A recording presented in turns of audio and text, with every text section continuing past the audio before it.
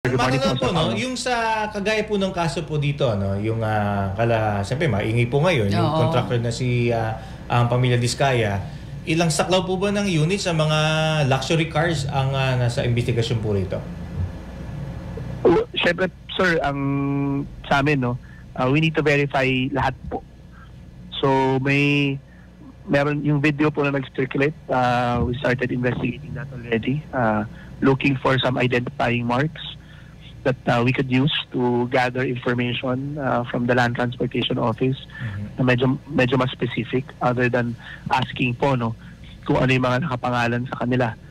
Bukod po kasi doon, gusto namin makita if meron pang other vehicles. So nakita naman namin na yung plate number, nakita doon na silip, at titinan din po namin isa-isa yung mga models na yun. So that when we ask for the Land Transportation Office of their data relative dun sa nakariso sa kanila, medyo may detalye din po kami maibibigay sa kanila para mas madali po yung paghahanap.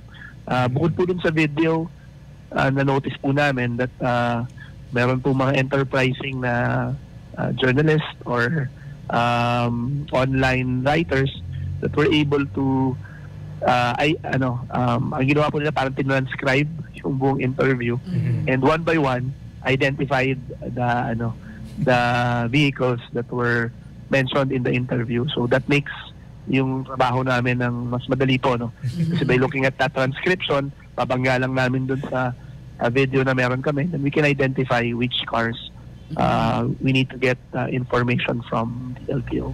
May ebidensya na ho, kumbaga, no? Hindi na kayo nahirapan. Kumbaga, dinitalye na pong lahat, ano? May video na, may transcription pa. Opo. So, sa ngayon, may mga karagdagan impormasyon po ba kayo, attorney, sa ginagawa ongoing investigation ukol dito sa mga luxury cars?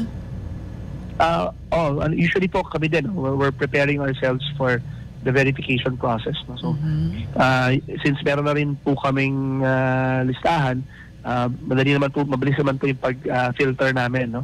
Para po mahiwalay kung ano yung mga specifics na sasakyan na hinahanap namin. Kailangan na po talaga namin ng LTO data. Because number one, syempre po kailangan namin malaman ano yung nakariso sa pangalan nila.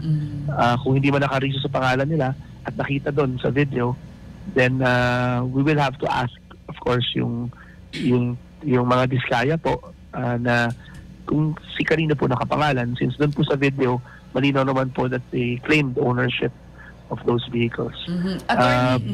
Go ahead po.